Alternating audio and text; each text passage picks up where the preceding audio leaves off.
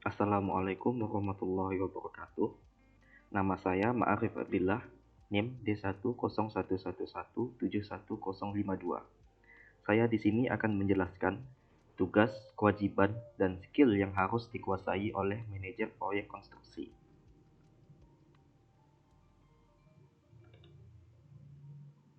Yang pertama yaitu tugas manajer proyek konstruksi.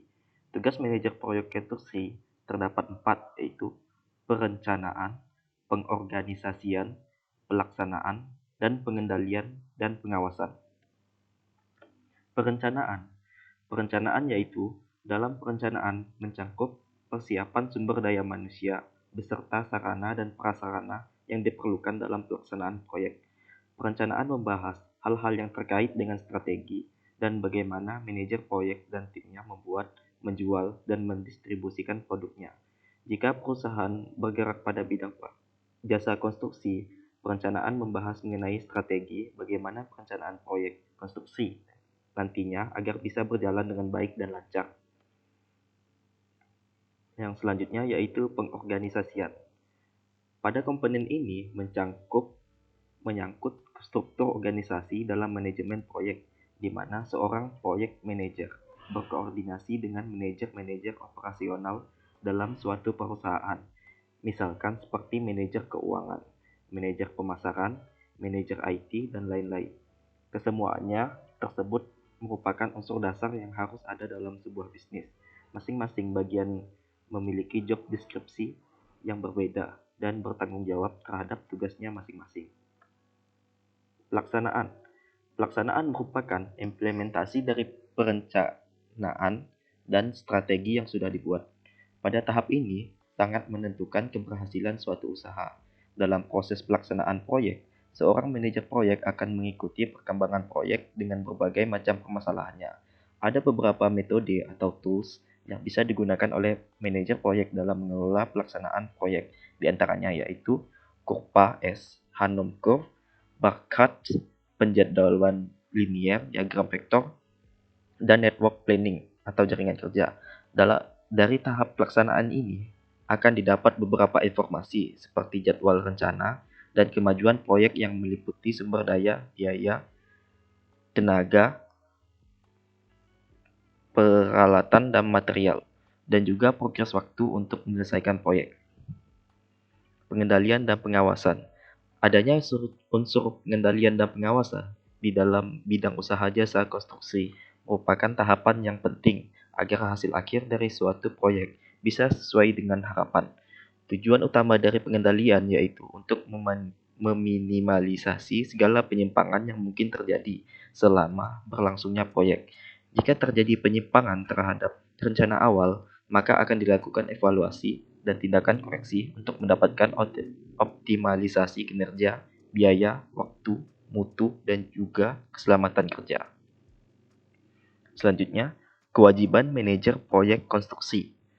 Kewajiban manajer proyek konstruksi yaitu yang pertama, mengidentifikasi dan menyelesaikan potensi masalah yang akan timbul agar dapat diantisipasi secara dini. Yang kedua yaitu melakukan koordinasi ke dalam tim proyek, manajemen, dan lain-lain.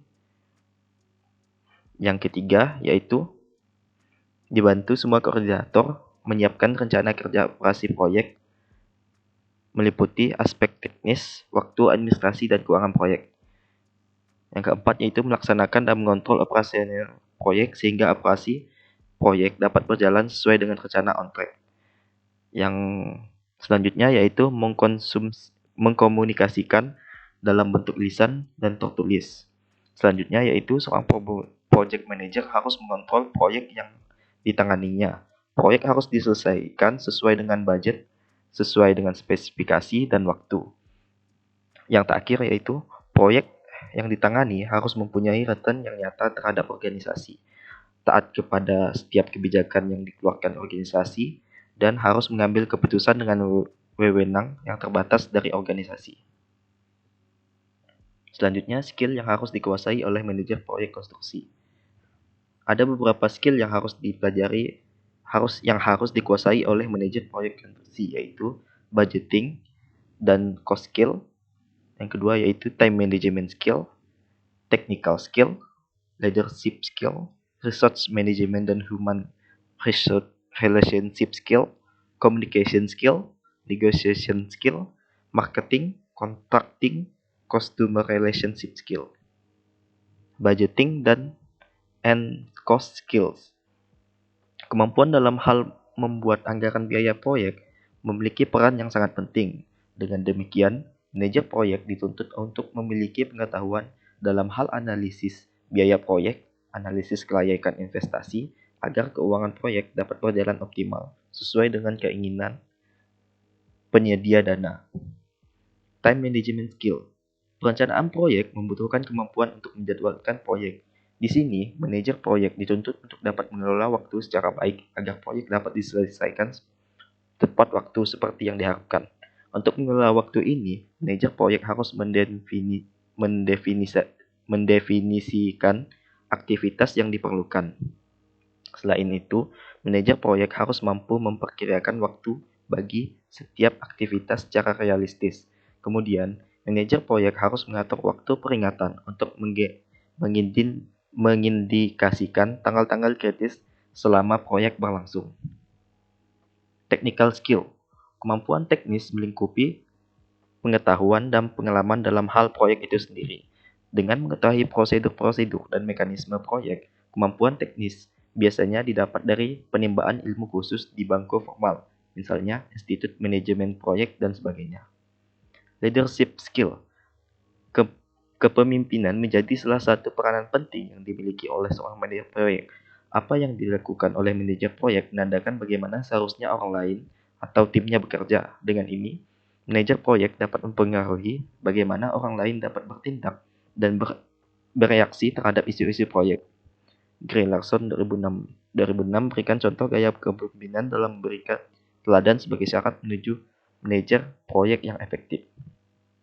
Research Management and Human Relationship Skill. Pemakaian sumber daya adalah masalah utama bagi para manajer proyek dan merupakan sumber konflik utama yang terjadi di proyek. Hal ini membutuhkan kemampuan untuk membangun jaringan sosial dengan orang-orang yang terlibat di dalam proyek, seperti para stakeholder. Seorang manajer proyek yang efektif harus mampu menempatkan diri dalam memberikan keterbukaan dan persahabatan dengan pihak lain, salah satunya dengan menjadi pendengar yang baik. Communication skill. Perencanaan sebuah proyek akan menjadi tidak berguna ketika tidak ada komunikasi yang efektif antara manajer proyek dengan timnya. Setiap anggota tim harus mengetahui tanggung jawab mereka. Kadang, jadwal perencanaan yang sudah dibuat secara sempurna oleh manajer proyek tidak dijalankan oleh timnya. Tim lebih memilih bekerja dengan aturan mereka sendiri. Hal ini dikarenakan sang manajer tidak memberikan penjelasan atau mempresentasikan prosedur yang diinginkan dalam menjalankan proyek. Negotiation skill. Untuk memperoleh simpati dan dukungan dari manajemen atas, kemampuan negosiasi dititik beratkan di sini. Tapi, manajer proyek harus memahami kepentingan manajemen atas sehingga dengan pemahaman ini manajer proyek dapat melakukan bargaining dengan pemikiran yang tenang, jernih, dan untuk memperoleh apa yang diinginkan. Selain kemampuan komunikasi yang baik, negosiasi juga memerlukan strategi dalam menarik dukungan manajemen atas atau sponsor mereka. Bagaimanapun, pihak yang bernegosiasi harus dapat melihat loyalitas sang manajer terhadap mereka, baru kemudian akan muncul kepercayaan. Marketing, contracting, dan customer relationship skill.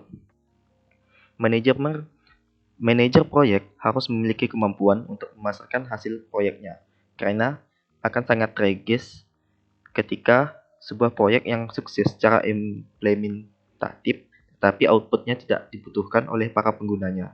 Bagaimanapun, apa yang dikatakan sang manajer proyek kepada pelanggannya akan lebih berpengaruh daripada yang mengatakannya hanya bagian marketing. Selain itu, kedekatan dengan konsumen sangat diperlukan. Sang manajer perlu responsif terhadap perubahan kebutuhan dan persyaratan pelanggan untuk memenuhi kebutuhan mereka. Dalam konsep DQM, kunci utama untuk mengidentifikasi kebutuhan pelanggan adalah komunikasi secara terus-menerus dengan pelanggan maupun antar tim proyek. Ciciptono dan Diana, 2003. Terima kasih. Hanya itu saja yang bisa saya jelaskan. Saya akhiri dengan Assalamualaikum warahmatullahi wabarakatuh.